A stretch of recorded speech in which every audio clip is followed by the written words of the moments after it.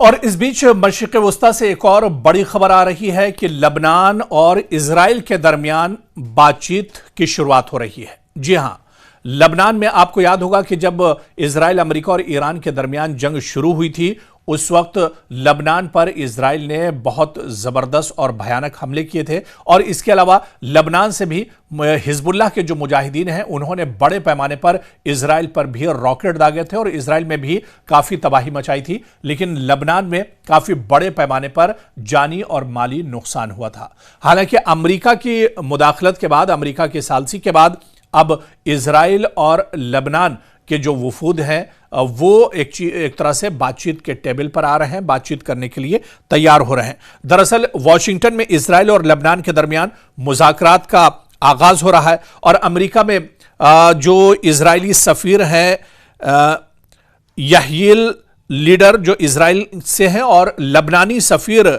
Nida Hamada लबनान की नुमाइंदगी कर रही हैं और वजीर खारजा मार्को रूबियो अमरीकी वफ्द की सरबराही कर रहे हैं। यानी अमरीका एक तरह से सालिस है और ऐसे में इजराइल और लबनान के दरमियान बातचीत शुरू होने जा रही है। दरअसल इजराइल और लबनान की जो कशीदगी है या जो तनाव है वो कई सालों दरअसल पुराना है, बहुत तवील दरअसल ये इशू रहा है, ये तनाज़ा रहा है लबनान और इजराइल को लेकर, क्योंकि बॉर्डर के ये ममालिक हैं। यानी इजराइल के बॉर्डर पर ही एक तरह से लबनान आता है और लबनान के एक बड़े हिस्से पर इस वक्त इजराइल ने अपना कब्जा किया हुआ है और पूरे लबनान को दरअसल इजराइल हड़पना चाहता है, यहां पर नाजायज कब्जा करना चाहता है।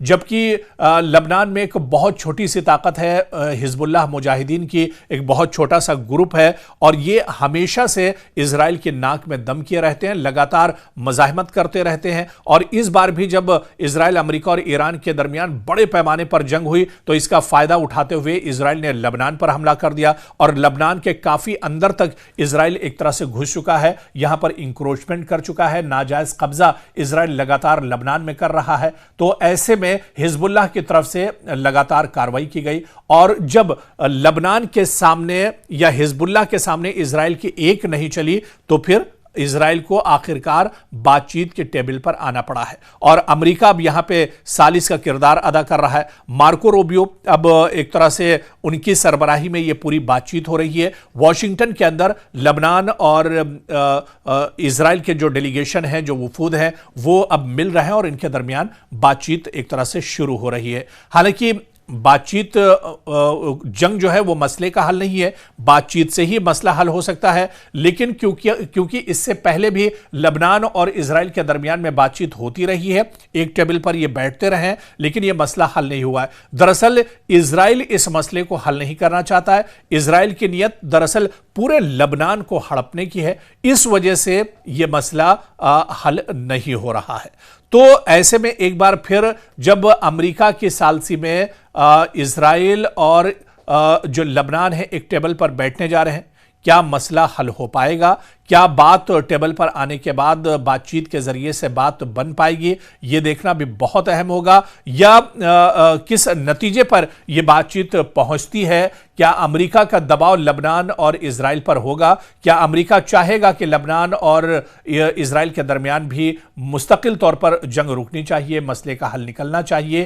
तो ऐसे में अमेरिका की सालसी क्या कारगर साबित होगी, ये देखना भी बहुत अहम होगा। लबनान में एक बहुत छोटी सी ताकत है, हिजबुल्लाह मुजाहिदीन की एक बहुत छोटा सा ग्रुप है और ये हमेशा से इजराइल के नाक में दम किए रहते हैं, लगातार मज़ाहमत करते रहते हैं। और इस बार भी जब इजराइल, अमेरिका और ईरान के दरमियान बड़े पैमाने पर जंग हुई तो इसका फायदा उठाते हुए इजराइल ने लबनान पर हमला कर दिया और लबनान के काफी अंदर तक इजराइल एक तरह से घुस चुका है, यहां पर इंक्रोचमेंट कर चुका है, नाजायज कब्जा इजराइल लगातार लबनान में कर रहा है। तो ऐसे में हिजबुल्लाह की तरफ से लगातार कार्रवाई की गई और जब लबनान के सामने या हिजबुल्लाह के सामने इजराइल की एक नहीं चली तो फिर इजराइल को आखिरकार बातचीत के टेबल पर आना पड़ा है और अमेरिका अब यहां पे सालिस का किरदार अदा कर रहा है। मार्को रूबियो अब एक तरह से उनकी सरबराही में यह पूरी बातचीत हो रही है। वॉशिंगटन के अंदर लबनान और